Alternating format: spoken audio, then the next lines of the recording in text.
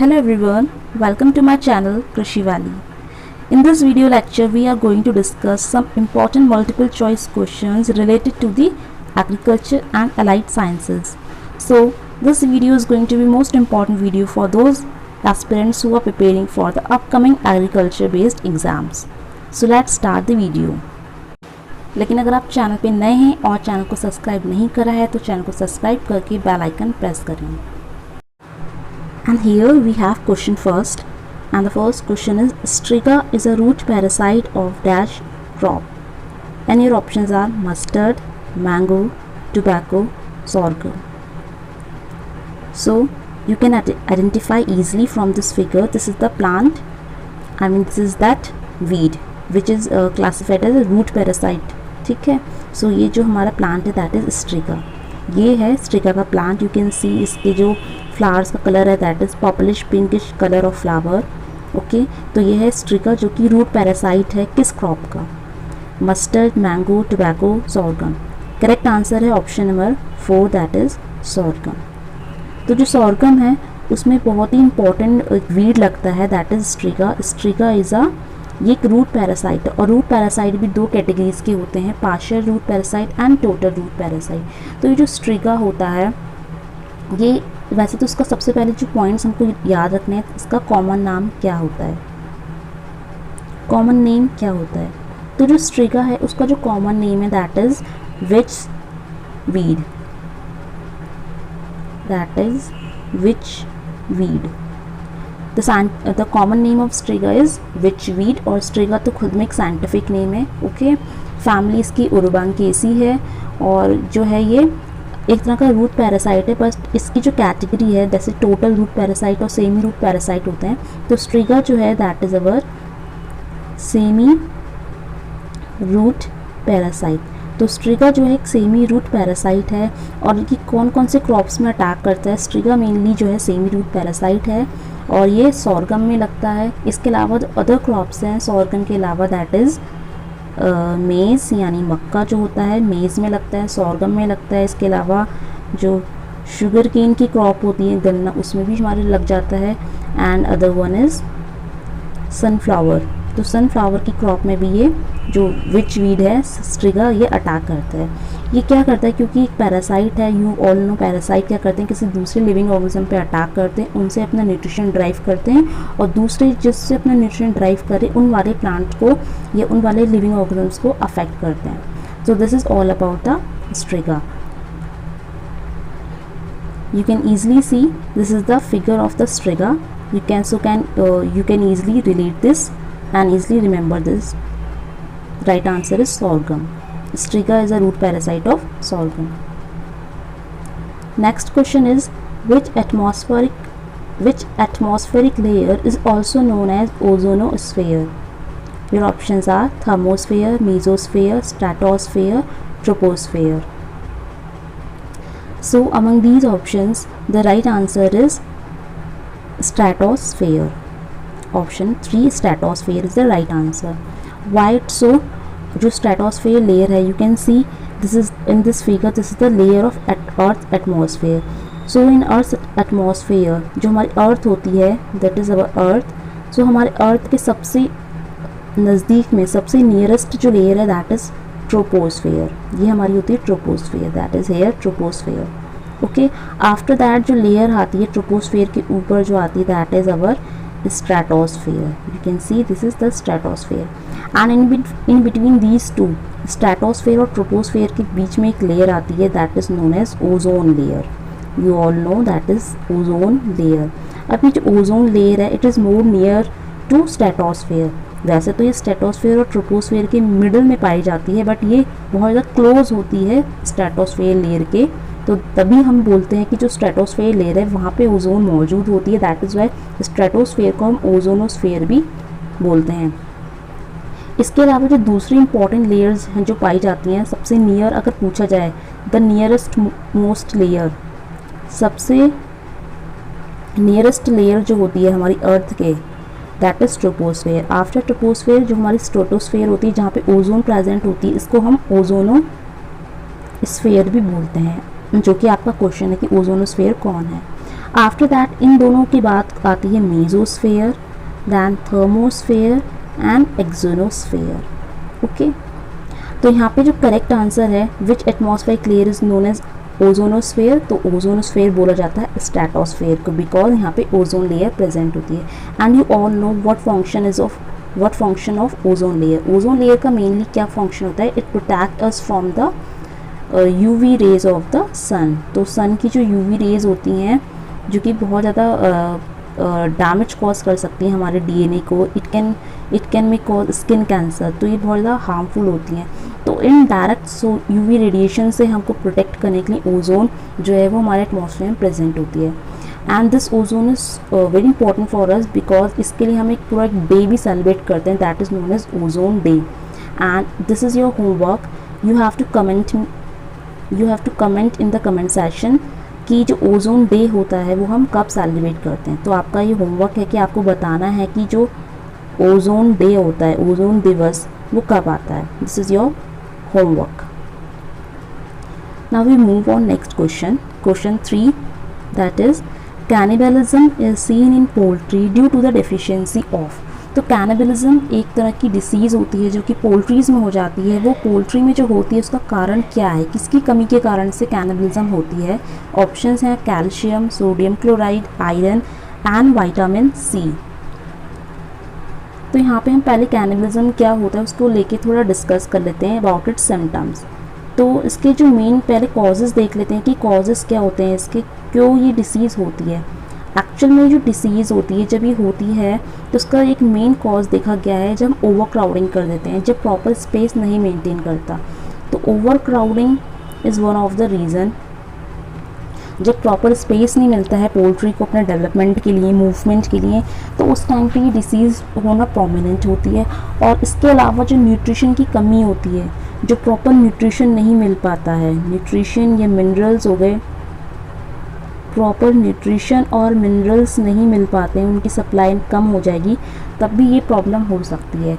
और देखा गया है जब ये प्रॉब्लम हो जाती है एनिमल्स में, पोल्ट्रीज़ में जब ये प्रॉब्लम होती है कैनिबलिज्म की, तो उस टाइम पे जो पोल्ट्रीज़ होती हैं वो क्या करती हैं, अपनी जो बीक होती है, उनकी जो बीक है, चोंच होती है उनकी, अपनी बीक से वो अटैक करते हैं एक दूसरे के ऊपर। ठीक है, तो इस तरह से क्या होता है, उनकी बॉडी में वॉन्ड्स आ जाते हैं, घाव लग जाते हैं, जिस वजह से उनकी जो लाइफ है वो एक तरह से खतरे में आ जाती है। तो ये कुछ मेन रीज़न है, सिम्टम्स हैं कैनिबलिज्म के। ठीक है, मेन इसका जो न्यूट्रिशन डेफिशिएंसी है तो वो आपको इस क्वेश्चन में बताना है कि वो कौन से न्यूट्रिशन की डेफिशिएंसी से या कौन से मिनरल की डेफिशिएंसी से कैनिबलिज्म होता है। तो यहाँ पे जो राइट आंसर है, कैनिबलिज्म की जो प्रॉब्लम होती है पोल्ट्रीज़ में वो देखी जाती है due to the deficiency of sodium chloride. Right answer हो जाएगा option B, that is sodium chloride. तो सोडियम क्लोराइड को हम जनरली लिखते हैं, जो सोडियम क्लोराइड होता है that is our table salt, जो हम खाते हैं ना अपने सब्जी में डालते हैं table salt, that is sodium chloride. इसको केमिकली हम क्या बोलते हैं, NaCl, that is sodium chloride. तो सोडियम क्लोराइड प्लस मिनरल्स, इसके अलावा कुछ मिनरल्स भी होते हैं, तो सोडियम क्लोराइड और मिनरल्स की डेफिशिएंसी हो जाती है तो पोल्ट्री के अंदर ये प्रॉब्लम हो जाती है कैनिबलिज्म की। तो उसको अवॉइड करने के लिए हम क्या कर सकते हैं, अवॉइड करने के लिए we can provide sufficient amount of nutrition and sufficient amount of sodium chloride in the diet of poultry. Poultry का जो भी डाइट होती है या जो भी वो फीड करती है उसकी फीड में प्रॉपर अमाउंट में सोडियम क्लोराइड मिनरल्स का प्रोपोर्शन अच्छा होना चाहिए। और इसके बाद जो ओवर क्राउडिंग होती है उसको अवॉइड करें। अगर कैनिबलिज्म की प्रॉब्लम पोल्ट्री में फैल चुकी है तो उसको कंट्रोल करने के लिए we can do one thing, we can do debeaking. Debeaking का मतलब होता है कि जो उनकी चोंच होती है उसको हम कट कर देंगे, डी बीकिंग कर देंगे। बिकॉज कैनिबलिज्म में देखा गया है कि वो जो पोल्ट्रीज़ होती हैं वो एक दूसरे पे अपनी चोंच से क्या करती हैं, वार करती हैं। तो अगर उनकी चोंच ही ना रहे तो वो एक दूसरे पे अटैक नहीं करेंगी, वाउंड नहीं करेंगी, तो उनको कम प्रॉब्लम फेस करनी पड़ेगी। तो इसलिए अगर कैनिबलिज्म की प्रॉब्लम है, फैल चुकी है, प्रिवेलेंट है, तो हम उस टाइम पे एक ऑप्शन है कि हम डी बीकिंग करके इसको कंट्रोल कर सकते हैं। Next we can provide sufficient space for movement, proper space हम जो है मेंटेन कर सकते हैं। So these are some preventive measures. Now next question is mycorrhiza term coined by mycorrhiza term किसने कॉइन करा है? Your options are Frank, Banda, Winogradsky, Purkinje. So this is the figure of mycorrhiza, you can easily see। तो mycorrhiza क्या होता है, सबसे पहले हम उसको डिस्कस कर लेते हैं। What is mycorrhiza? तो माइक्रोराइजा जो है एक तरह का सिम्बायोटिक रिलेशनशिप होता है। कैसा रिलेशनशिप होता है? Symbiotic relationship. सिम्बायोटिक रिलेशनशिप को हम बोल सकते हैं कि जहाँ पे एक लिविंग ऑर्गेनिज्म दूसरे लिविंग ऑर्गेनिज्म पे ग्रो करेगा और दोनों को इससे कुछ ना कुछ बेनिफिट मिलता रहेगा। जैसे यहाँ पे जो है माइक्रोराइजा क्या करता है, माइक्रोराइजा क्या होता है कि यहाँ पे किसका एसोसिएशन है, सिम्बायोटिक रिलेशनशिप की हम बात करें तो मतलब एक लिविंग ऑर्गेनिज्म दूसरे लिविंग ऑर्गेनिजम्स को सपोर्ट करेगा। तो यहाँ पे माइक्रोराइजा के केस में देखा गया है कि वो दो लिविंग ऑर्गेनिज्म कौन कौन से हैं। The first one is fungus, एक तो हमारी फंगस होती है, और दूसरे लिविंग ऑर्गेनिज्म है दैट इज़ द रूट्स। और किसकी roots? Roots of higher plants. जो हमारे बड़े बड़े हायर प्लांट्स होते हैं उनकी जो जड़ें होती हैं उसमें उनकी रूट्स में लग जाती है। तो एक साइड हमारी फंगस होती है, एक तरफ हमारी होती है जो हायर प्लांट्स की रूट्स होती है। इस फिगर में भी आप देख सकते हैं, वैसे प्लांट्स तो हायर नहीं था, फिगर ऐसी मिली है, बट ये जो प्लांट होता है दैट इज़ हायर, इसकी हाइट बहुत ज़्यादा हाई होती है। तो ये बहुत हाइट में प्लांट होता है और उसकी जो जड़ें होती हैं नीचे रूट्स, उसमें इस तरह से फंगस ग्रोथ हो जाती है। आप फिगर में देख सकते हैं कि बहुत अच्छा यहाँ पे मास जैसा बन गया है। रूट्स तो एक्चुअल में बहुत कम थी, लेकिन जो मास क्रिएट हो गया है फंगस की वजह से हुआ है। तो यहाँ पे किसकी एसोसिएशन हुआ है? यहाँ पे दो लोगों का एसोसिएशन हुआ है, फंगस का और रूट्स का। तो फंगस और रूट्स, ठीक है, इस एसोसिएशन को हमने नाम दिया है mycorrhiza. That is mycorrhiza. What is mycorrhiza? The association of fungus and roots of higher plants. जो हायर प्लांट्स होते हैं, एग्जाम्पल आप समझ सकते हैं पाइनस। तो जो पाइनस का प्लांट्स होता है बहुत लंबा होता है, उसकी रूट्स में आपको माइक्रोराइजा जो है दिखाई देगा। उसकी रूट्स अगर आप देखें तो उसमें वाइटिश कलर की फंगस ग्रोथ होती है, that is nothing but it is mycorrhiza. तो mycorrhiza is association of fungus and roots of higher plants. अब इसका फंक्शन क्या होता है? हमने बोला कि सिम्बायोटिक रिलेशनशिप होता है। तो होता है क्या है कि जो फंगस होती है वो प्लांट्स की रूट्स से अपना न्यूट्रिशन ड्राइव करती है, ठीक है। जो भी प्लांट्स की रूट्स में न्यूट्रिशन होता है वो फंगस ले लेती है, और बदले में जो फंगस होती है वो क्या करती है, फंगस जो होता है माइक्रोराइजा, ये क्या करता है, प्लांट्स में फॉस्फोरस की अवेलेबिलिटी को इंक्रीज़ करता है। मेनली अगर आपसे क्वेश्चन पूछा जाता है, यहाँ से एक और क्वेश्चन बन सकता है कि माइक्रोराइजा जो है किस न्यूट्रिएंट का या किस एलिमेंट से संबंधित है, किस एलिमेंट का अवेलेबिलिटी कराता है। तो mycorrhiza mainly associated with the phosphorus availability। Plants में जो फॉस्फोरस अवेलेबिलिटी होती है वो माइक्रोराइजा फंगस के थ्रू या माइक्रोराइजा जो एसोसिएशन होता है उसके थ्रू मेंटेन रहती है। तो ये आपको याद रखना है, mycorrhiza mainly responsible for the phosphorus Uptake. Okay, तो ये हमने सब डिस्कस करा व्हाट इज़ अबाउट माइक्रोराइजा। अब हमको डिस्कस करना है कि माइक्रोराइजा जो शब्द है ये किसने दिया है, तो उसका नामकरण किसने करा है। हम बेसिकली ये देख रहे हैं कि माइक्रोराइजा टर्म किसने दिया है। Your options are Frank, Banda, Winogradsky and Purkinje. ये जो सारे के सारे नाम हैं साइंटिस्ट के, ये बहुत ही इंपॉर्टेंट है। इन सभी ने कुछ ना कुछ डिस्कवरीज करी हैं या फिर कुछ टर्म्स कॉइन करे हैं। तो अगर हम बात करें माइक्रोराइजा की, तो माइक्रोराइजा जो टर्म है वो कॉइन करा है फ्रैंक ने, यानी option number 1 is the right answer, Frank. तो माइक्रोराइजा टर्म किसने कॉइन करा है? फ्रैंक ने। ओके, आपको याद रखना है वो माइक्रोराइजा टर्म फ्रैंक ने कॉइन करा है। माइक्रोराइजा किसका एसोसिएशन है? फंगस और रूट्स का, फंगस एंड रूट्स का, और जो फॉस्फोरस अवेलेबिलिटी को मेंटेन करता है। इतना आपको ध्यान रखना है। इसके अलावा जो बाकी ऑप्शंस हैं उनको भी हम वन बाय वन डिस्कस करते हैं। फर्स्ट फ्रैंक तो हो गया माइक्रोराइजा के लिए, इन्होंने माइक्रोराइजा टर्म दिया है, ठीक है। तो फ्रैंक ने माइक्रोराइजा टर्म दिया है। अब जो नेक्स्ट साइंटिस्ट है बैंडा, इन्होंने क्या करा है? Benda has coined the term mitochondria. आप सेल ऑर्गेनेल्स में पढ़ते हैं माइटोकॉन्ड्रिया, जो बहुत ही फेमस है, power house of the cell कहा गया है। तो माइटोकॉन्ड्रिया शब्द दिया है बैंडा ने। विनोग्रेडस्की जो है ये इंसेक्ट से रिलेटेड है, इंसेक्ट फिजियोलॉजी पे वर्क करा है इन्होंने, इंसेक्ट के ऊपर काम करा है, इंसेक्ट फिजियोलॉजी में। ओके, और जो लास्ट है पुरकिंजी, पुरकिंजी ने क्या करा है? पुरकिंजी ने टर्म दिया है, बहुत ही इंपॉर्टेंट टर्म है, दैट इज प्रोटोप्लाज्म। तो पुरकिंजी ने प्रोटोप्लाज्म शब्द कॉइन करा है। तो ये सारे साइंटिस्ट के कुछ इंपॉर्टेंट डिस्कवरीज या जो टर्म्स इन्होंने दिए हैं आपको याद रखने हैं। क्वेश्चन तो माइक्रोराइजा के ऊपर था कि माइक्रोराइजा टर्म किसने दिया है, उसका आंसर था फ्रैंक, लेकिन बाकी साइंटिस्ट भी इंपॉर्टेंट हैं और कहीं ना कहीं इनसे भी क्वेश्चन बनने के चांसेस हैं। Now we move on next question. Okay, तो नेक्स्ट क्वेश्चन बहुत ही इंपॉर्टेंट है, this is one of the important question और इस तरह के क्वेश्चन एग्जाम्स में देखे जाते हैं। विच इज़ इनकरेक्ट पेयर, इन सब में से इनकरेक्ट पेयर क्या है। तो ये जो क्वेश्चन है यहाँ पे आपको क्या दिए हैं, कुछ वेराइटीज़ दी हैं, इस साइड आपको वेराइटी दी हैं और यहाँ पे आपको उनके क्रॉप्स दे रखे हैं, क्रॉप्स या जो भी उनके प्लांट्स हैं, फ्रूट प्लांट्स हैं वो आपको दे रखे हैं, फ्रूट्स हैं, वेजिटेबल जो भी आपको है वो यहाँ पे मेंशन है। तो आपको इसमें अगर हम देखें तो क्रॉप्स और वैरायटीज़ को हमें प्रॉपर मैच करना है। तो अगर आपको क्रॉप्स की वैरायटीज़ अच्छे से याद हैं तो आप इस क्वेश्चन को आराम से कर लेंगे। तो पहले हम ऑप्शन देखते हैं। फर्स्ट ऑप्शन है pink banana white winter squash, यानी जो पिंक बनाना है वो विंटर स्क्वैश की वैरायटी है। सेकेंड ऑप्शन है sweet banana banana. Third pride of India cabbage. Fourth pride of north knolkhol. अब आपको बताना है, क्वेश्चन के अकॉर्डिंग बताना है कि यहाँ पे इनकरेक्ट पेयर कौन है, यानी गलत कौन है, रॉन्ग कौन सा है यहाँ पे। तो यहाँ पे रॉन्ग पेयर किसका है वो आपको बताना है। तो अगर यहाँ पे देखें फर्स्ट ऑप्शन को, that is pink banana and winter squash, तो क्या पिंक बनाना विंटर स्क्वैश की वैरायटी है? यस, तो ये ऑप्शन हमारा ठीक है।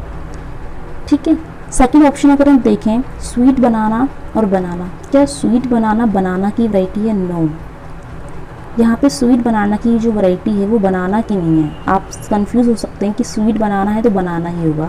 नो, स्वीट बनाना बनाना की वैरायटी नहीं है। तो स्वीट बनाना किसकी वैरायटी है? स्वीट बनाना जो है वैरायटी है capsicum. This is the variety of capsicum, remember this, sweet banana जो है कैप्सिकम की वैरायटी है। थर्ड ऑप्शन अगर देखें प्राइड ऑफ इंडिया कैबेज की वैरायटी है, तो यस ये कैबेज की वैरायटी है। लास्ट है प्राइड ऑफ नॉर्थ नोलकोल, यस ये भी सही है। तो आपसे क्वेश्चन में पूछा गया था कि इनकरेक्ट पेयर कौन सा है, तो अकॉर्डिंग टू द क्वेश्चन जो हमको पूछा गया है कि इसमें से गलत कौन है, तो आपको याद हो गया होगा कि गलत है हमारा ये वाला स्वीट बनाना और बनाना। तो ये जो स्वीट बनाना है ये बनाना की वैरायटी नहीं है, नोट डाउन, ये हमारी कैप्सिकम की वैरायटी है, आप पता होना चाहिए। Sweet banana is the variety of capsicum. इसके अलावा जो आपको बाकी ऑप्शन है वहाँ पे भी आपको अगर वैरायटी नहीं याद तो आप इनको भी नोट कर सकते हैं। जैसे पिंक बनाना विंटर स्क्वैश की वैरायटी है, प्राइड ऑफ इंडिया कैबेज की वैरायटी है, प्राइड ऑफ नॉर्थ नोलकोल की वैरायटी है। Next question is which is incorrect statement. Again इस टाइप के क्वेश्चंस बहुत इंपॉर्टेंट हैं। इनकरेक्ट छाटो या फिर ठीक है कोई सही स्टेटमेंट बताओ, इनकरेक्ट स्टेटमेंट बताओ। तो यहाँ पे 4 स्टेटमेंट्स दी हैं, इनमें से कोई स्टेटमेंट्स जो है इनकरेक्ट है। तो यहाँ पे हम स्टेटमेंट देख लेते हैं। पहले फर्स्ट स्टेटमेंट है rhizobium is a gram negative bacteria helps in nitrogen fixation. Second, dinitrogen convert into ammonia is nitrogen fixation. Third, ammonia to nitrate is nitrification. Fourth, nitrate to gaseous compound is reduction. Okay. तो यहाँ पे आपसे पूछा गया कि गलत statement कौन सा है। तो अगर हम पहले स्टेटमेंट को देखें, फर्स्ट स्टेटमेंट बोल रहा है कि जो राइजोबियम होता है वो एक ग्राम नेगेटिव बैक्टीरिया है जो कि नाइट्रोजन फिक्सेशन करता है। तो क्या ये स्टेटमेंट ठीक है? Yes, this statement is true, this is right statement. Of course we all know जितने भी लेग्यूमिनस प्लांट्स होते हैं उनकी रूट्स में नोड्यूल्स फॉर्म होते हैं और नोड्यूल्स में राइजोबियम नाम का बैक्टीरिया पाया जाता है। और राइजोबियम अगर आपको नहीं पता है तो आप यहाँ से देख सकते हो कि आपको याद करना है कि राइजोबियम एक ग्राम नेगेटिव बैक्टीरिया है। ओके, बेसिकली जितने भी हमारे नाइट्रोजन फिक्सेशन में बैक्टीरियाज हम यूज़ करेंगे वो सबके सब ग्राम नेगेटिव ही होते हैं। ठीक है, तो राइजोबियम हमारा ग्राम नेगेटिव बैक्टीरिया है जो नाइट्रोजन फिक्सेशन में इन्वॉल्व है। This is right statement. Second statement is dinitrogen converted into ammonia is nitrogen fixation. यानी जो डाइनाइट्रोजन होती है यानी एटमॉस्फेयर में नाइट्रोजन N2 फॉर्म में पाई जाती है। इस N2 में आपको पता होगा यानी 2 नाइट्रोजन एटम्स होते हैं और इनके बीच में कितने बॉन्ड्स होते हैं? Triple bonds.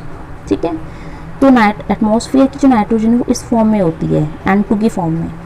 तो डाई नाइट्रोजन को कन्वर्ट करना होता है हमको अमोनिया यानी NH3 में।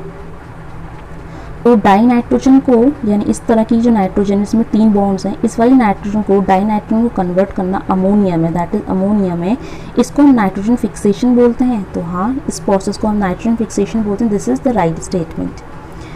थर्ड स्टेटमेंट है ammonia to nitrate is nitrification, यानी जो अमोनिया बन गया है, अब इस अमोनिया को हमें कन्वर्ट करना है किसमें, नाइट्रेट में। दैट इज नाइट्रेट क्या होता है, NO3 नेगेटिव। ओके, इस प्रोसेस को, अमोनिया को नाइट्रेट में कन्वर्ट करने का जो प्रोसेस है, ये वाला प्रोसेस, इसको हम नाइट्रिफिकेशन बोलते हैं। So this statement is also correct.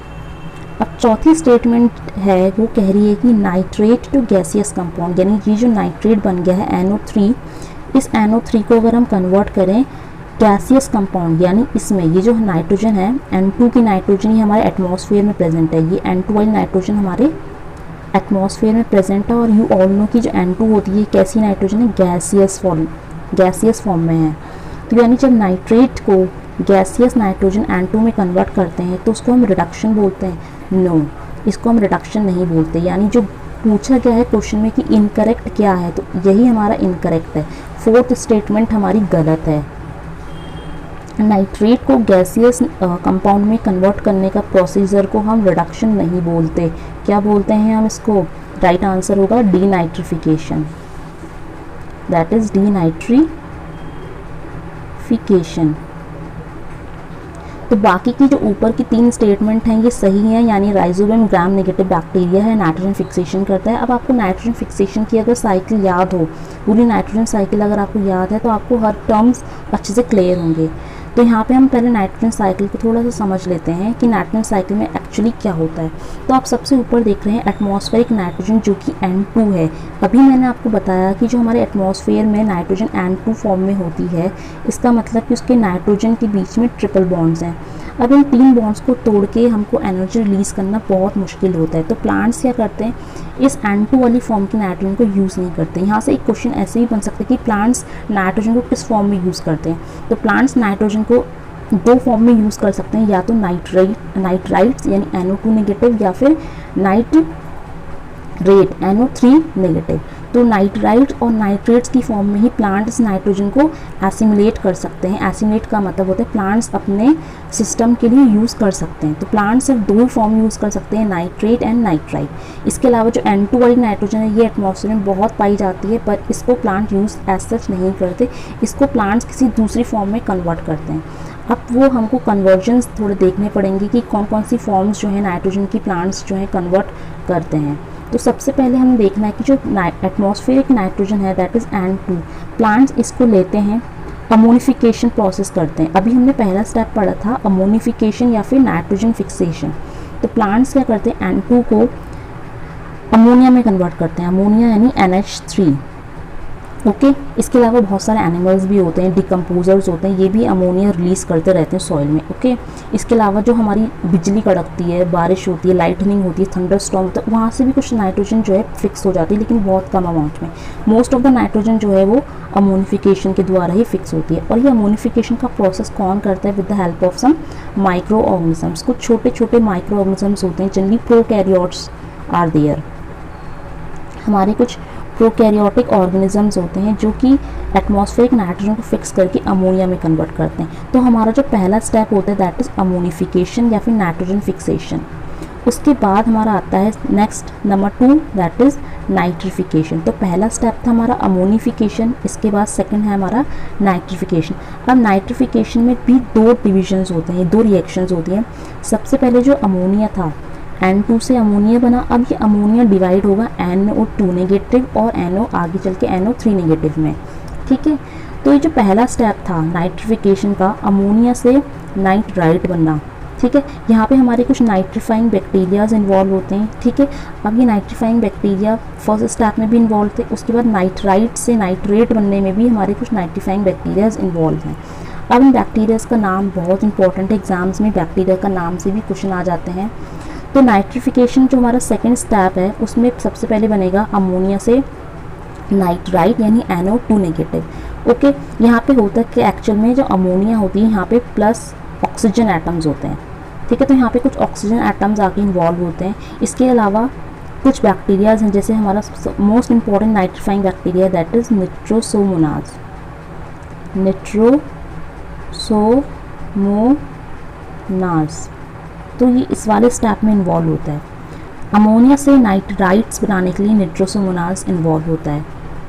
इसके आगे का जो स्टेप होता है यानी नाइट्राइट से नाइट्रेट यानी NO3 नेगेटिव बनना, यहाँ पे भी अगेन हमारा एक नाइट्रीफाइंग बैक्टीरिया है, प्लस यहाँ पे भी हमारी ऑक्सीजन इन्वॉल्व हो जाती है। और जो नाइट्रीफाइंग बैक्टीरिया यहाँ पे हमारा होता है निट्रोबैक्टर, दैट इज निट्रोबैक्टर। यहाँ पे हमारा निट्रोबैक्टर बैक्टीरिया जो है प्रेजेंट है। पहला स्टेप जो था नाइट्राइट बनना, यहाँ पे निट्रोसोमोनास लगा, और नाइट्रेट यानी NO3 नेगेटिव बनने में निट्रोबैक्टर इन्वॉल्व होता है। अब एक बारी जो हमारी नाइट्रोजन रेडी हो गई है, क्योंकि प्लांट्स को यही यूज़ करना है, तो प्लांट्स क्या करते हैं NO2 नेगेटिव और जो NO3 नेगेटिव है इस वाली नाइट्रोजन को अपनी रूट्स में फिक्स कर लेते हैं। राइजोबियम क्या करते हैं, इसको फिक्स करके प्लांट्स को नाइट्रोजन प्रोवाइड करते हैं। अब ये नाइट्रोजन प्लांट्स को मिल जाती है, प्लांट्स के पत्तों में और जो प्लांट्स में फ्रूट्स लगते हैं उन फ्रूट्स में नाइट्रोजन पहुंच जाती है, और फिर एट लास्ट हम इस फ्रूट्स को तोड़ के हम खा लेते हैं, तो हमारे अंदर भी नाइट्रोजन आ जाती है। और नाइट्रोजन हमारे अंदर जाके क्या करती है, हमारे अंदर जाके नाइट्रोजन क्या करती है, प्रोटीन सिंथेसाइज करती है। हमारे जो प्रोटीन्स हैं, अमाइनो एसिड्स होते हैं, वो सब को नाइट्रोजन चाहिए होती है, तो ये नाइट्रोजन यहाँ से आती है। अब यहाँ पे डीनाइट्रिफिकेशन भी होता है। इस प्रोसेस को हम एसिमिलेशन बोलते हैं, यानी प्लांट्स अगर नाइट्रोजन को यूज़ करें, that process is known as assimilation. अब जो डीनाइट्रिफिकेशन होता है, इसमें क्या होता है कि जो नाइट्रोजन है, अगेन ये नाइट्रोजन क्या हो जाता है, ये एटमॉस्फेयर में चली जाती है। तो ये नाइट्रोजन अगर अगेन एटमॉस्फेयर में चली जाती है तो उसको हम क्या बोलेंगे, दैट इज़ डीनाइट्रिफिकेशन। आप देख सकते हैं जो NO3 है, ये NO3 क्या कर रहा है, अगेन N2 में कन्वर्ट हो जा रहा है। तो ये प्रोसेस हमारा डीनाइट्रिफिकेशन होता है।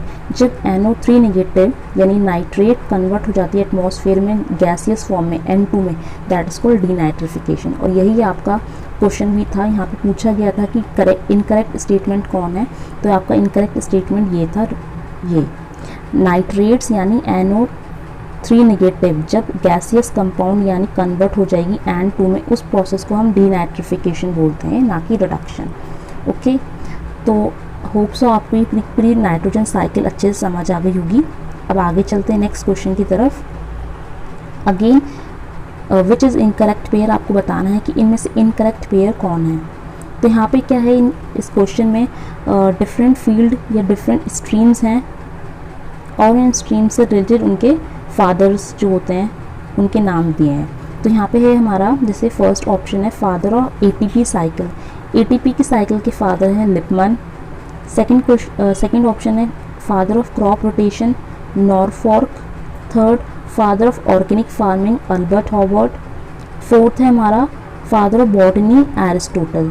तो यहाँ पे आपको 4 ऑप्शंस दे रखे हैं, इनमें से इनकरेक्ट कौन है यानी गलत कौन सा है वो आपको बताना है। तो अगर हम पहला ऑप्शन देखेंगे father of ATP cycle Lippmann, तो ATP साइकिल के फादर लिपमन है, राइट आंसर। नेक्स्ट है फादर ऑफ क्रॉप रोटेशन, नॉरफॉर्क, तो ये भी हमारा सही है, क्रॉप रोटेशन के फादर नॉरफॉर्क। फादर ऑर्गेनिक फार्मिंग के फादर यानी ऑर्गेनिक फार्मिंग के जनक हैं अल्बर्ट हॉवर्ड, तो ये भी हमारा सही है। नेक्स्ट है हमारा फादर ऑफ बॉटनी, एरिस्टोटल, ये हमारा गलत है। क्वेश्चन पूछेगा इनकरेक्ट क्या है, तो हमारा फोर्थ ऑप्शन यहाँ पे राइट हो जाएगा, यही हमारा इनकरेक्ट पेयर है। तो फादर ऑफ बॉटनी जो है वो एरिस्टोटल नहीं है। अगर आप इस फिगर को अच्छे से पहचानेंगे तो आप इजीली नाम बता सकते हैं कि फादर ऑफ बॉटनी कौन है। तो हम जो फादर ऑफ बॉटनी बोलते हैं वो इन्हीं को बोलते हैं। ये जो फिगर है दैट इज़ ये उसी इंसान की फिगर है जिसको फादर ऑफ बॉटनी बोला जाता है। और अगर आपको पता है अच्छे से कि फादर ऑफ बॉटनी किसको बोला जाता है, एरिस्टोटल को तो नहीं बोलते, तो फादर ऑफ बॉटनी का नाम क्या है यानी इस पर्सन का क्या नाम है, दैट इज थियोफ्रास्टस, यानी father of botany is Theophrastus. अब ये जो एरिस्टोटल लिखा है ये कौन है, इसके बारे में भी हम थोड़ा चर्चा कर लेते हैं कि एरिस्टोटल जो है कौन है। तो एरिस्टोटल के बारे में अगर देखें तो एरिस्टोटल भी किसी न किसी चीज़ के फादर हैं। तो एरिस्टोटल जो हैं 2 चीज़ों के फादर हैं, बायोलॉजी, फादर ऑफ बायोलॉजी के जनक कहा जाता है एरिस्टोटल को। इसके अलावा नेक्स्ट है जूलॉजी, तो जूलॉजी के फादर भी कौन है, एरिस्टोटल। तो एरिस्टोटल 2 चीज़ों के फादर हैं, बायोलॉजी के फादर हैं और जूलॉजी के फादर हैं। और बॉटनी के फादर हैं ये Theophrastus. Next question, okay next question जो है एनिमल हस्बेंड्री से रिलेटेड है। क्वेश्चन है Karan Fries is the result of, यानी किसका क्रॉस है ये। करंट फेयर्स जो है इंपॉर्टेंट ब्रीड है, ये आप फिगर देख सकते हैं, ये गाय है, ये करंट फेयर्स है, ठीक है। नो ये करंट फेयर्स नहीं है, बट एक तरह का क्रॉस में यूज़ हुई है, ठीक है। तो करंट फेयर्स जो है किसका रिजल्ट है। तो ये जो हमारी फिगर में आपको जो कैटल दिख रही है, इसकी जो ब्रीड है that is Holstein Friesian, HF short में यहाँ पे HF यूज़ हुआ है, दैट इज हॉल्स्टीन फ्रियरसन। अब जो करंट फेयर्स है वो किसका क्रॉस है। Tharparkar Holstein Friesian, next Deoni cross Holstein Friesian, third Rathi cross Holstein Friesian, fourth Ongole cross with Holstein Friesian. तो ये जो फिगर में आपको काली सफ़ेद रंग की जो गाय दिख रही है दैट इज़ हॉल्स्टीन फ्रियरसन। अब इस हॉल्स्टीन फ्रियरसन का हमने क्रॉस कराना है, तो ये हमने जो क्रॉस कराया है ये हमने कराया थार पार्कर के साथ। थार पार्कर और हॉल्स्टीन फ्रियरसन को क्रॉस करा के हमारा बना करंट फेयर्स। ओके, तो राइट आंसर हो जाएगा option 1 that is Tharparkar cross with Holstein Friesian. Okay, अब इसके अलावा आपको ध्यान रखना है जो पहला वाला क्रॉस में हम पेरेंट यूज़ करते हैं, generally this denotes female parent, ये हमारी फीमेल पेरेंट होती है। और जो नेक्स्ट जो क्रॉस के बाद सेकंड पेरेंट होता है, यानी जो यहाँ पे थार पार्कर है ये फीमेल है, और जो हॉल्स्टीन फ्रियरसन है वो हमारा मेल है। ओके, इसमें आपको ध्यान रखना है कि फीमेल पेरेंट कौन है, मेल पेरेंट कौन है। तो आपको क्रॉस याद रखना है, थार पार्कर और हॉल्स्टीन फ्रियरसन का जो क्रॉस है that is Karan Fries. Next question, the target organ of cadmium toxicity is. तो जो कैडमियम टॉक्सिसिटी हो जाती है, ठीक है, ये हैवी मेटल्स होते हैं, cadmium is one of the heavy metal. ये हैवी मेटल्स होते हैं जो हमारी सॉइल या वाटर बॉडीज़ में इनका अमाउंट कंसंट्रेशन बढ़ता जाता है, जिसकी वजह से इनकी टॉक्सिसिटी भी हो जाती है। तो ऐसी चीज़ों को जब हम इनटेक कर लेंगे, पर्टिकुलरली अगर हम कैडमियम की बात करें तो कैडमियम टॉक्सिसिटी को अगर हम देखें तो उसकी वजह से हमारी बॉडी में कौन सा ऑर्गन सबसे ज़्यादा अफेक्ट होगा, टारगेट ऑर्गन कौन है। ऑप्शंस हैं लंग, लीवर, किडनी, बोन्स। देखा गया है कैडमियम टॉक्सिसिटी के कारण जो हमारी किडनी होती है वो फेलियर हो जाती है, किडनी फेलियर की प्रॉब्लम देखी गई है। तो इसका मतलब हमारा जो मेन ऑर्गन अफेक्ट होता है कैडमियम टॉक्सिसिटी की वजह से that is our kidney. Next question, anamorphosis is shown by. Anamorphosis किसमें होती है, और options are Protura, Hemiptera, Coleoptera, Diptera. This is the figure of that organism. यहाँ पे ये जो हमारे ऑर्डर्स हैं, इंसेक्ट ऑर्डर हैं, ये दीज आर इंसेक्ट ऑर्डर्स, और ये उस इंसेक्ट ऑर्डर का ऑर्गेनिज्म है। तो आपको बताना है कि एनामॉर्फोसिस किस में होती है। तो एनामॉर्फोसिस किस में होती है, इसका आंसर देने से पहले हम समझ लेते हैं कि मॉर्फोसिस क्या होता है।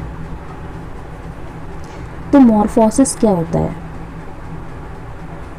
मॉर्फोसिस का मतलब होता है जब किसी लिविंग ऑर्गेनिज्म का डेवलपमेंट होता है, जब किसी भी लिविंग ऑर्गेनिज्म का डेवलपमेंट होता है तो उसकी जो मॉर्फोलॉजी होती है, यानी मॉर्फोलॉजी का मतलब होता है कि वो बाहर से दिख कैसा रहा है, उसकी अपीयरेंस कैसी है, बाहर से फिजिकल अपीयरेंस कैसी है। ओके, तो डेवलपमेंट के दौरान अगर बाहर की अपीयरेंस में कुछ चेंजेस होते हैं, कुछ बदलाव होते हैं, they are known as metamorphosis. अब ये बदलाव जो होते हैं इंसेक्ट्स में भी दो तरीके के हो सकते हैं, हेमी मेटामॉर्फोसिस और हॉलो मेटामॉर्फोसिस।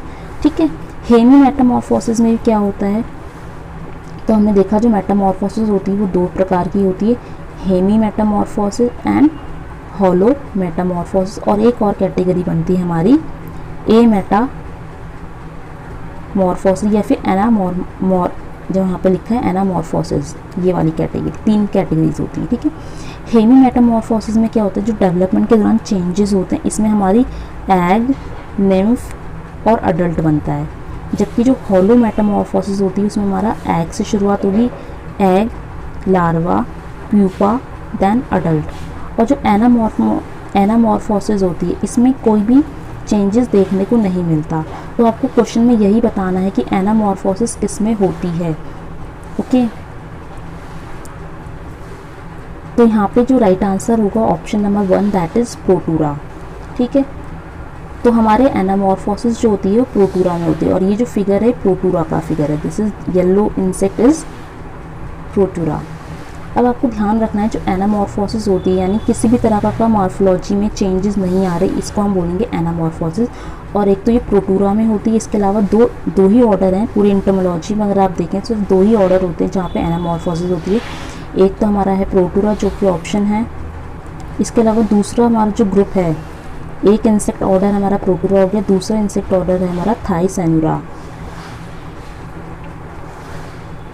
थाईसैनुरा तो 2 ही होते हैं, प्रोटूरा और थाईसैनुरा, जिसमें कि हमारी एनामॉर्फोसिस यानी कोई मेटामॉर्फोसिस नहीं होती। अब हम बाकी ऑप्शंस को भी एक बार देख लेते हैं। तो अगर हम देखें प्रोटूरा में तो एनामॉर्फोसिस होती है, प्रोटूरा और थाईसैनुरा में एनामॉर्फोसिस होती है। अगर हम बात करें हेमिप्टेरा, तो हेमिप्टेरा में कौन सी मेटामॉर्फोसिस होती है? हेमिप्टेरा में होगी हेमी मेटामॉर्फोसिस, नाम है हेमी तो हेमी मेटामॉर्फोसिस। कोलियोप्टेरा की बात करें तो कोलियोप्टेरा और डिप्टेरा, इन दोनों में हमारी कौन सी मेटामॉर्फोसिस होती है? कोलियोप्टेरा डिप्टेरा के अंदर दोनों में हमारी हॉलो मेटामॉर्फोसिस होती है। हॉलो मेटामॉर्फोसिस को हम कंप्लीट डेवलपमेंट या फिर इनडायरेक्ट डेवलपमेंट भी बोलते हैं। और जो हेमी मेटामॉर्फोसिस होती है, हेमी को हम क्या बोलते हैं? हेमी को हम इनकम्प्लीट, उल्टा हो जाएगा, अगर उसको कंप्लीट बोलेंगे तो यहाँ पे इनकम्प्लीट हो जाएगा, उसको डायरेक्ट बोलेंगे तो यहाँ पे इनडायरेक्ट तो यहाँ पे डायरेक्ट हो जाएगा। ठीक है, ये आपको इनके दूसरे अदर नेम्स भी याद रखने हैं। Now next question. Okay, this question is also very important, ये भी बहुत इंपॉर्टेंट क्वेश्चन है। क्वेश्चन ये है कि इनमें से करेक्ट अरेंजमेंट आपको बताना है। तो यहाँ पे जो है डिफरेंट लिविंग ऑर्गेनिजम्स के साइज़ के बेसिस में आपको अरेंज करना है कि सबसे छोटा साइज़ किसका होता है। ओके, तो इस क्वेश्चन में एक गलती हो गई है। यहाँ पे जो ये साइन बना है ग्रेटर देन का था, बल्कि लेस देन का साइन होना है, इस तरह से साइन होंगे। ये थोड़ी टाइपिंग मिस्टेक हो गई थी, तो आपको जो साइन है वो रिवर्स कर देना है, यानी जो साइन है वो हमारा लेसर वाला है, लेसर देन। साइन में हमको लेसर देन यूज़ करना है, यानी सबसे छोटा फिर उससे बड़ा उससे बड़ा। तो यहाँ पे सिर्फ सबसे छोटा साइज़ है वो किसका होता है? तो इन लिविंग ऑर्गेनिजम्स की अगर हम बात करें तो यहाँ पे कुछ माइक्रो ऑर्गेनिजम्स दिए हैं, विरोइड्स, वायरस, बैक्टीरिया, फंगस। तो अगर हम बात करें तो इनका जो करेक्ट सीक्वेंस होगा वो क्या होगा? तो आप चारों ऑप्शन देख सकते हैं और यहाँ पे करेक्ट ऑप्शन क्या होगा उसको गैस कर सकते हैं। तो यहाँ पे पहले हम समझ लेते हैं, जो विरोइड्स होते हैं, विरोइड्स का जो साइज़ होता है वो वायरस से छोटा होता है, यानी विरोइड्स जो होते हैं वो वायरस से भी छोटे होते हैं, और वायरस जो होते हैं वो बड़े होते हैं साइज़ में। विरोइड्स क्या होते हैं? विरोइड्स एक तरह का पार्टिकल होता है जिसमें प्रोटीन कोट नहीं होती। आपको पता है जो वायरस होते हैं उनके पास प्रोटीन की कोट होती है, जिसको हम बोलते हैं कैप्सिड। उस प्रोटीन की कोट को हम कैप्सिड बोलते हैं। ठीक है, उसके अंदर या तो हमारा आरएनए होगा या फिर हमारा डीएनए होगा, ये होते हैं वायरस। ठीक है, और जो विरोइड्स होते हैं ये क्या होते हैं? विरोइड्स जो होते हैं ऐसे पार्टिकल्स होते हैं जिसमें कोई लेयर प्रेजेंट नहीं है, कैप्सिड यानी प्रोटीन की लेयर प्रेजेंट नहीं है, और इसमें सिर्फ हमारा आरएनए मौजूद होता है। विरोइड्स, जो विरोइड्स होते हैं उसमें सिर्फ आरएनए मौजूद होता है, डीएनए नहीं होता। तो आपको ध्यान रखना है, विरोइड्स कंटेन ओनली आरएनए, जबकि जो वायरस होते हैं या तो उसमें आरएनए मौजूद होगा या तो डीएनए होगा, दोनों में से कोई एक हो सकता है। ठीक है, और दूसरा अंतर यह क्या है इनमें विरोइड्स और वायरस में, कि जो विरोइड्स होते हैं जनरली प्लांट्स को इन्फेक्ट करते हैं, ये प्लांट्स में डिसीज़ कॉज करते हैं, जबकि वायरस क्या करते हैं? वायरस तो कुछ नहीं देखता, वायरस प्लांट पे भी अटैक करेगा और एनिमल्स पे भी उतना ही अटैक करता है। तो वायरस दोनों में अटैक करते हैं, इन पे प्रोटीन कोट प्रेजेंट होता है, जबकि विरोइड्स जो होते हैं इनमें प्रोटीन की कोट नहीं होती, इनमें सिर्फ आरएनए प्रेजेंट है, और विरोइड्स जो होते हैं वो प्लांट को ही डिसीज़ कॉज करते हैं, यानी प्लांट्स इन्फेक्शन कॉज करते हैं। ठीक है, तो अभी हमने देखा विरोइड्स का साइज़ छोटा होता है, फिर वायरस का होता है, और वायरस से भी बड़े होते हैं हमारे बैक्टीरिया, और बैक्टीरिया से भी बड़ा होता है हमारा फंगस। तो अकॉर्डिंग टू दीज ऑप्शंस, अगर हम इन ऑप्शंस की देखें तो इसमें करेक्ट मैच कौन सा था? ओके, तो साइन सबके ऐसे थे। ठीक है, तो यहाँ पे जो करेक्ट मैच है ये ऑप्शन नंबर 1 है, यानी सबसे छोटे हमारी विरोइड्स हैं, सेकंड वायरस आते हैं, फिर उससे बड़ा बैक्टीरिया, उससे बड़ा फंगस। तो ये ऑप्शन हमारा करेक्ट हो जाएगा, बाकी ऑप्शंस हमारे रॉन्ग हैं। राइट आंसर है हमारा ऑप्शन नंबर 1। करेक्ट वाला पूछा था आपसे क्वेश्चन में, करेक्ट कौन सा है? तो करेक्ट हमारा ये है। नेक्स्ट क्वेश्चन है the fruit of mustard is called. Okay, ये हमारे फिगर है मस्टर्ड, तो सरसों जो होती है मस्टर्ड, उसके जो फ्रूट्स होते हैं आप फिगर में देख रहे हैं ना, ग्रीन ग्रीन कलर के, दिखने में थोड़ी हरी मिर्च जैसा लग रहा है ये, पर ये इस तरह से होती है। जो हमारी मस्टर्ड की मेन स्टेम है उससे इस तरह से लंबे लंबे निकल रहे हैं, ठीक है, कुछ मिर्ची जैसे लग रहे होंगे आपको फिगर में देखने से। तो ग्रीन ग्रीन जो पॉड है, मतलब पॉड तो हम नहीं बोलेंगे इसको, इसके फ्रूट को हम बोटानिकली क्या बोलते हैं? ऑप्शंस देख लो अपने, ऑप्शन है pod, bird, siliqua, pome. Correct answer है यहाँ पे ऑप्शन 3, दैट इज सिलिक्वा। ठीक है, मस्टर्ड के जो फ्रूट्स हैं ये लंबी लंबी मिर्ची जैसे, इसको हम बोलते हैं सिलिक्वा। ओके, मस्टर्ड में आपको पता होना चाहिए कि मस्टर्ड भी हमारे 2 टाइप्स के होते हैं, ठीक है। एक हमारी होती है राई और एक होता है हमारा मस्टर्ड, ठीक है। मस्टर्ड और रेप सीड, ठीक है, 2 इंपॉर्टेंट हमारी वैरायटीज़ होती हैं मस्टर्ड और रेप सीड की, आपको पता होना चाहिए। इन जनरल अगर हम बात करें, जितने भी मस्टर्ड जो होते हैं उन सब के फ्रूट्स को हम सिलिक्वा ही बोलते हैं बोटानिकली। नेक्स्ट क्वेश्चन है, black colour of vertisol is due to, यानी जो वर्टिसोल्स होती हैं उनका मिट्टी का कलर जो होता है वर्टिसोल्स का वो ब्लैक होता है, किसके कारण? ऑर्गेनिक मैटर के कारण, टाइटेनियम ऑक्साइड के कारण, या फिर दोनों के कारण, या फिर कुछ नहीं। तो राइट आंसर है यहाँ पे ऑप्शन 3, दैट इज बोथ। यानी जो वर्टिसोल्स होती हैं उनका जो ब्लैक कलर होता है उसमें ऑर्गेनिक मैटर भी प्रेजेंट होता है, प्लस उसमें टाइटेनियम ऑक्साइड भी प्रेजेंट होती है। तो ये हमारे करेक्टर्स होते हैं वर्टिसोल्स के। इसके अलावा जो वर्टिसोल्स में बहुत ही इंपॉर्टेंट करेक्टरिस्टिक फीचर नोटिस करा है, that is the property of swelling and shrinking. यानी इनमें क्या होता है, टेम्परेचर और वाटर कंटेंट के अकॉर्डिंग स्वेलिंग और श्रिंकिंग प्रॉपर्टी देखी जाती है।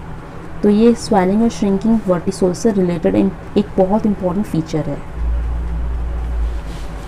Next question, okay, next question है, who gave the concept of protato. यहाँ पे छिप क्या है फिगर के अंदर, तो यहाँ पे ये लिखा है प्रोटीटोम,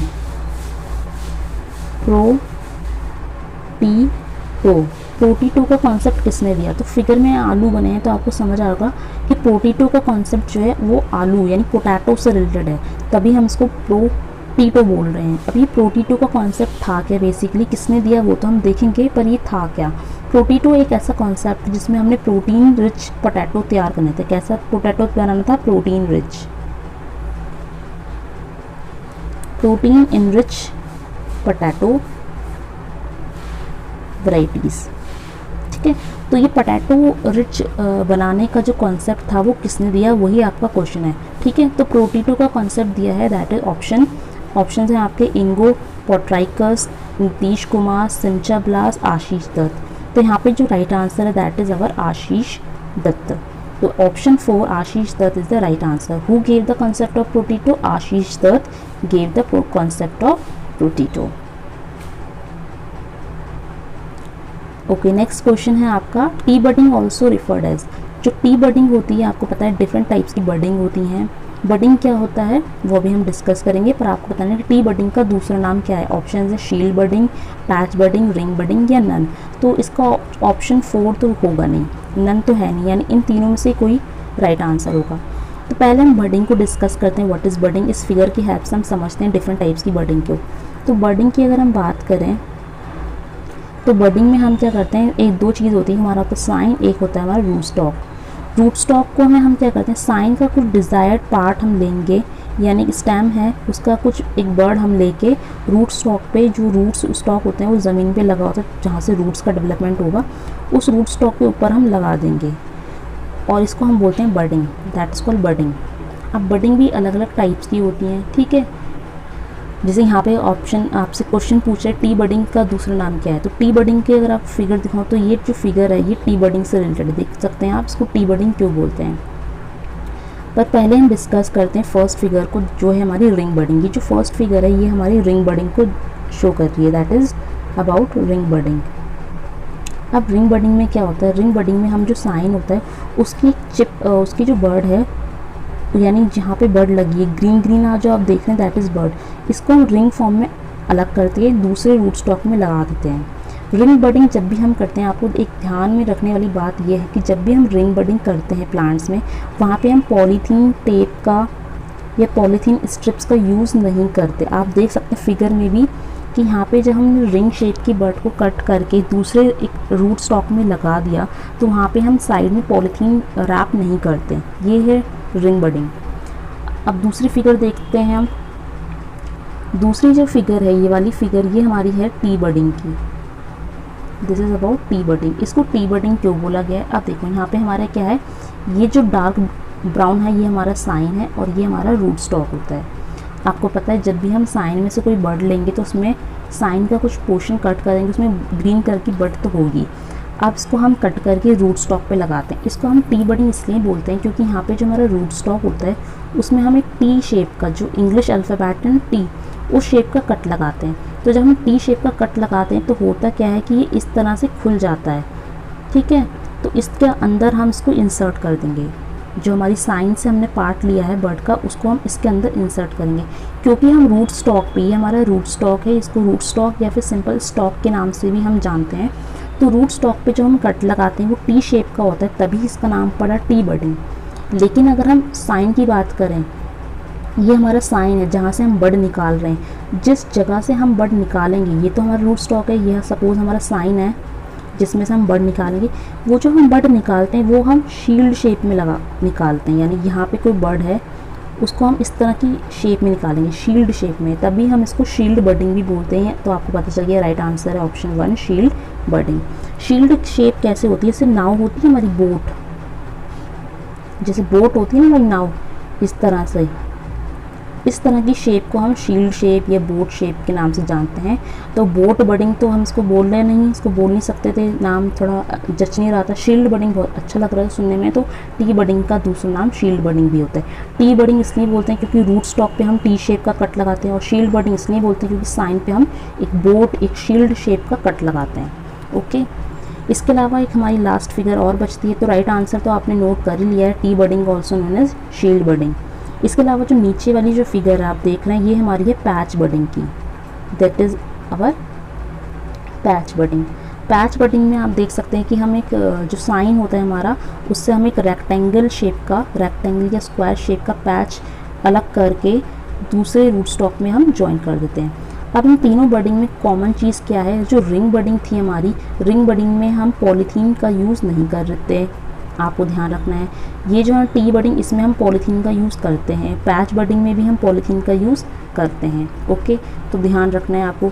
इसके अलावा जो हमारी बडिंग होती है, बडिंग का टाइम क्या होता है, बडिंग हम किस मौसम में करते हैं? तो जनरली 3 मौसम दिए हैं बडिंग के लिए। स्प्रिंग में कर लो, स्प्रिंग माने फरवरी मार्च का टाइम जो होता है, या फिर जो हमारा समर होता है, समर में देखा गया इतना ज़्यादा सक्सेसफुल रिजल्ट मिलता नहीं है, स्प्रिंग में बहुत अच्छा रिजल्ट मिलता है। इसके अलावा स्प्रिंग हो गया, समर हो गया। इसके अलावा रेनी सीज़न, अभी जो हाल ही फ़िलहाल जो हमारा मौसम चल रहा है सावन का, यानी रेनी सीज़न चल रहा है, तो rainy season is the most appropriate time. Rainy season में सबसे ज़्यादा सक्सेसफुल रिजल्ट्स शो होते हैं बडिंग के, ठीक है।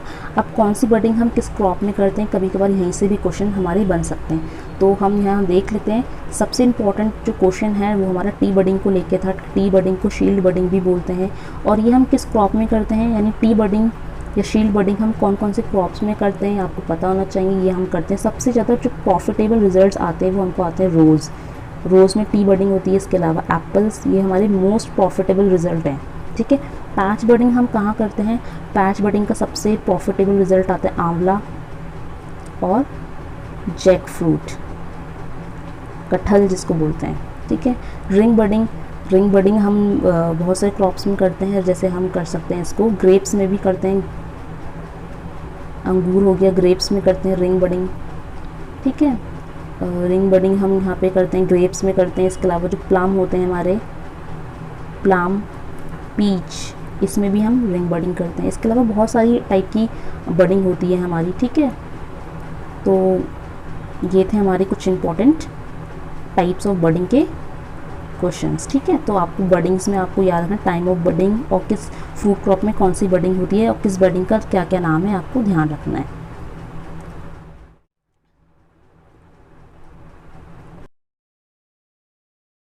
So okay, now the questions are over. So thank you students for watching this video, but instead I say thanks to you. You have to say thanks to me because I prepare this presentation, और presentation prepare करना, questions prepare करना, और उन questions को, हर एक questions को, each and every questions को अच्छे से explain करना, इसमें बहुत सारा time लगता है। If you support me, if you comment, so I also get some motivations from you guys. So keep watching these videos, and again once again thank you for watching this video. अगर आपको video अच्छा लग रहा है तो comments करके ज़रूर बताएं।